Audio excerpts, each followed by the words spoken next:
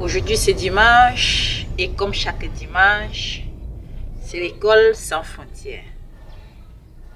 Je suis un peu fatiguée, je l'avoue. Trop de pression. Mais je tiens à marquer un an d'arrêt pour vous parler comme promis. Certains parmi vous avaient déjà fait des remarques comme quoi pourquoi j'écarte trop les jambes en image.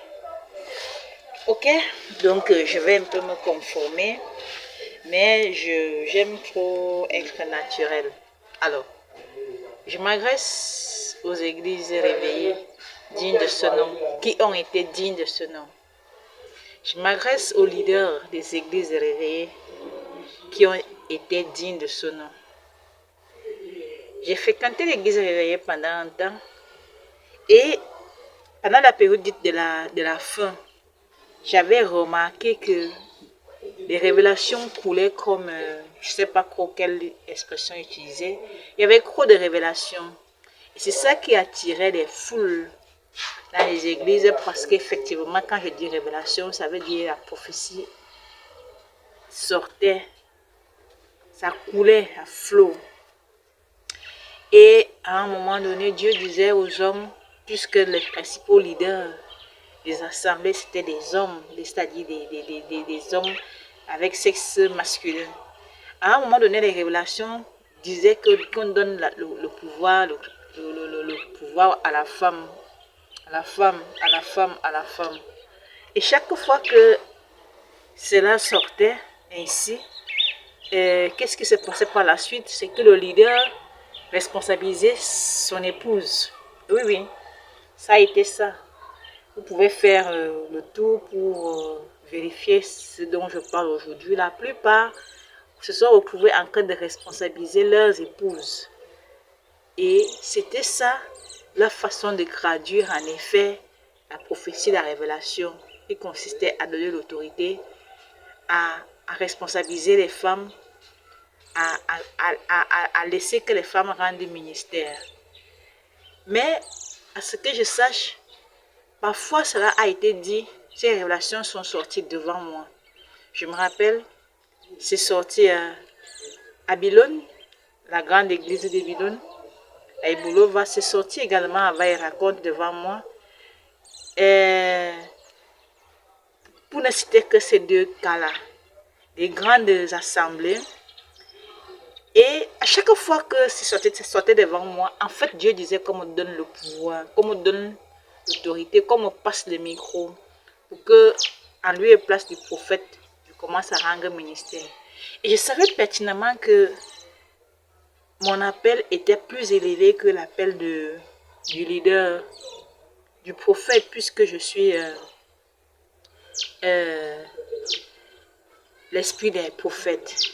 Alors, ça veut dire Jésus. Alors, je suis l'esprit des prophètes. Et chaque prophète, véritable petit prophète, c'est que il y a un esprit qui le guide au quotidien. Alors, j'ai été donc l'esprit des prophètes, c'est-à-dire Jésus, c'est-à-dire le Seigneur. Et donc, lorsqu'on disait qu'on passe la parole à la femme, qu'on donne le pouvoir à la femme, c'était à moi qu'on devait remettre les micros pour que je continue, que je prenne la relève. On ne m'a pas donné le micro. Soma est mort sans avoir remis le micro. Pourtant, il avait fait une cérémonie, une scène un jour où il avait l'intention de le faire d'une manière ou d'une autre. De toutes les façons, les fidèles ne comprenaient rien du tout, apparemment. Et c'était bloqué parce que les fidèles avaient été habitués à un certain système, une certaine façon de faire. On appelle ça des dogmes, pourquoi pas des stéréotypes. Et cela a fait que je n'avais pas pris le micro. Même en Balmayo, quand bien même l'église du berger Petite des Nations avait voulu faire des actions dans le but de m'autonomiser, de me passer le relais, ça avait toujours été difficile. Il y avait des oppositions qui empêchait qu'on passe véritablement à l'acte et que je puisse jouer véritablement mon rôle. N'en parlant pas de chez mon ancien père spirituel, l'église de la cité de la Pentecôte est devenue la cité de la gloire. Même là-bas, on n'est même pas arrivé à cette phase où on pouvait s'embrouiller sur mon éventuelle prise de pouvoir, c'est-à-dire que je puisse vraiment rendre ministère. On n'est pratiquement pas arrivé à cette phase. Je me rappelle simplement que quand je témoignais chaque dimanche, cela s'était avéré être un problème. Bon, de toutes les façons, on n'était pas arrivé à cette phase-là, cet endroit. Peut-être parce qu'à un moment donné, j'étais partie. Mais je me rappelle quand même que, étant allé faire aussi un tour du côté du sanctuaire de la gloire chez le Ban Paradise, là-bas également, on avait commencé à me confier, je crois, la louange. Et c'est avéré que quand je conduisais la louange, l'onction était tellement forte que je n'avais pas résisté, surtout que je n'étais pas préparée psychologiquement à ça. Mais là-bas, on a voulu essayer. Et puis, très tôt, je suis rentrée à la maison parce que, en fait, la raison était simple. Si je suis Jésus, c'est moi le chef de tout ce monde. Et non l'inverse. Donc, ils étaient en train de me donner des directives, des orientations, alors que c'était l'inverse. Et ils pouvaient juste jouer le rôle assumer le rôle d'apôtre, c'est-à-dire de conseiller un peu, encore qu'on ne conseille pas quelqu'un n'importe comment. Les conseils, on n'est pas obligé de les prendre, sauf si on juge qu'ils sont pertinents. Donc, ces leaders d'avant-là devraient déjà jouer un certain rôle, peut-être un rôle administratif et non plus un rôle de communication. Oui, oui. Bon, ça fait que ça a continué comme si j'étais leur brebis, leur ouaille, leur enfant, leur fille. Et je n'avais pas d'autorité. Et c'est pour ça que Dieu m'a dit, c'est pour ça que mon père me dit à un moment donné de quitter un peu l'église, que ma place n'était plus à l'église parce que ils n'avaient plus l'autorité, ils n'avaient plus le droit, quoi, de m'enseigner. Et c'est curieux que Dieu me dit par la suite que tout ce qu'ils m'ont enseigné, là, tu ne dois plus jamais dire qu'ils m'ont enseigné la vérité. Vous voyez pourquoi, entre autres raisons, j'estime qu'il faut fermer les églises. Parce qu'effectivement, Dieu m'a dit avec insistance, ne dis plus jamais que mon ancien père spirituel, Dr. Charisma, m'a très bien enseigné parce que j'aimais trop le dire. Il m'a dit, non, attends, ne dis pas ça. Ne dis pas ça. Non, non, non, non, non, non, non, non, non, non, non, c'est pas ça, c'est pas ça, c'est pas ça. Je ne comprenais pas pourquoi lui, il a estimé que mon ancien père spirituel ne m'a pas bien enseigné de toutes les façons. Mais il a quand même permis que je passe par lui pour comprendre certaines choses. Donc, pour dire quoi? Pour dire que ce dimanche est spécial parce que je parle un peu des anciens. Par contre, j'ai croisé un groupe d'anciens dans les réseaux sociaux qui se sont organisés avec des modules d'enseignement bien précis en direction de l'épouse de Dieu qu'on attendait, c'est-à-dire de Jésus. Et ils m'ont formé. Ils ont pris du temps pour me former jour après jour, jusqu'à ce que j'ai observé tous les modules de formation, tous les modules de formation qu'ils avaient apprêtés à cet effet. Comme quoi, Ivoiriens, Français, Congolais, je ne sais pas encore quel autre pays s'était rassemblé, c'était un groupe. Ils ont formé Jésus qu'on attendait. Et quand ils ont fini la formation, je leur ai dit que la formation est terminée, il faut que j'aille sur le terrain pratiquer. J'ai fait un plan d'action avec un budget, je leur ai envoyé ça. Je leur ai soumis ça, ils se sont mis à se regarder comme ça. On dirait que Dieu leur avait seulement dit de me former et de ne pas financer mon plan d'action. Et puis ça s'est arrêté comme ça. Quelque temps, quand je les écrivais encore, chacun avait pris la... Nathalie, je vous assure que ça a été bizarre pour moi, c'était un choc. Comment mes pères peuvent disparaître après m'avoir formé? On vous renforce les capacités et puis vous ne donnez pas les moyens qui accompagnent ce renforcement des capacités. C'est comme ça que ils se sont dispersés. Ils ont pratiquement même cessé de communiquer dans le groupe qu'ils avaient mis en place, le forum Facebook. forum Facebook ou WhatsApp qu'ils avaient mis en place. WhatsApp à cet effet. Et une fois, j'ai encore osé écrire. Et quelqu'un m'a dit, tais-toi, tais-toi, tais-toi, tais-toi, tais-toi. Et c'est en cette période-là que ça chauffait tellement au monde, un peu partout. Les années où on a, où la cathédrale de Paris avait été, avait brûlé. Donc, ça chauffait tellement. Et puis, j'étais là, j'étais redevenue comme si personne ne m'avait formée, comme si je ne connaissais rien. Pourtant, leur formation m'a tellement intéressée dans la mesure où ils m'ont dit beaucoup de choses que mon père m'avait déjà dites. Et c'est là où j'ai eu à tester que c'était les vrais formateurs. C'est eux qui sont venus me confirmer, par exemple, qu'on ne parlait plus du Dieu d'Isaac, du Dieu d'Abraham, que c'est le passé. Et moi, je savais aussi ça. J'avais ça comme confidence, comme secret, que le temps là, la parole là est passée, elle est dépassée. Et maintenant, entre parenthèses, on doit déjà dire le Dieu de Geneviève, le Dieu du Cameroun, pourquoi pas, le Dieu de Macron, par exemple. Je sais pourquoi. Ceux qui ont pris l'habitude de prier vraiment dans le vrai sens du terme, qui ont découvert ce que c'est que prier, savent quand est-ce qu'on peut mettre tel ou tel nom, telle ou telle appellation à la suite de Dieu de, Dieu de, Dieu de, Dieu de, Dieu de. Bref, peut-être que le Dieu de l'Amérique, peut-être que le Dieu de Donald Trump, je ne sais pas.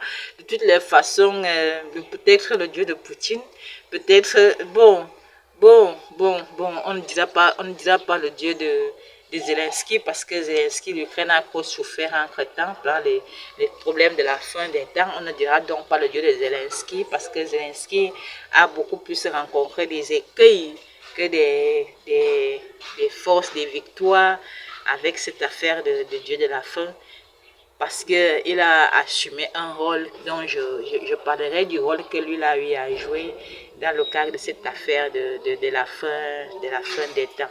De toutes les façons, entre parenthèses, je vous ai dit de ne jamais parler de moi n'importe comment, vous le connaissez, parce qu'il suffit que tu parles de moi mal, même dans ton cœur, mon père détecte, donc ne parle pas de moi n'importe comment. Il faut m'aimer, hein. Il faut prier chaque jour pour m'aimer, pour m'accepter, pour croire en moi. Vraiment de manière naturelle, il faut m'aider, il faut m'aimer. Vous comprenez? Oui, c'était une parenthèse, je sais pourquoi j'ai marqué cette petite pause-là. Donc, tous ces anciens-là, ils ont été appelés à donner, à passer le micro à la femme. Cette femme, c'était personne d'autre que moi qui vous parle aujourd'hui. Et si cela avait été fait comme ça depuis, c'est qu'on n'allait pas traverser certaines difficultés.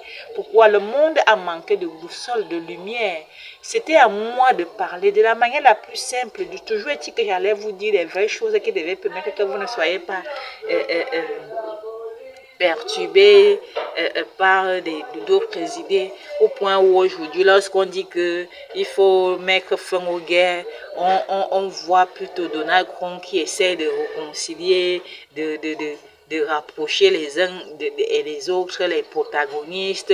Pourtant, c'était moi qui devais prêcher l'évangile, dire des choses terre à terre simples, oui. Et puis, on devrait plutôt avoir le regard sur moi, sur ce que je fais, et non plus de se distraire à faire des faux problèmes. Mais tellement, personne n'a veillé véritablement à ce que je prenne les choses, je prenne les choses en main, que finalement, nous nous retrouvons dans un monde vraiment fractionné, comme j'ai appris à le dire dans le cadre de mes autres formateurs, de ma autre famille des Nations Unies, qui m'ont appris beaucoup de choses après que l'Église corps de Christ m'ait formé. Donc, c'est lieu pour moi de vous dire dans cette émission de l'École sans frontières, que beaucoup d'encadrants sont venus vers moi. C'est pour ça que je vous dis que je suis aussi petite. Je ne vous ai jamais dit que je suis grande, essentiellement grande, et que je connais tout, je peux tout seul, je suis forte. Non.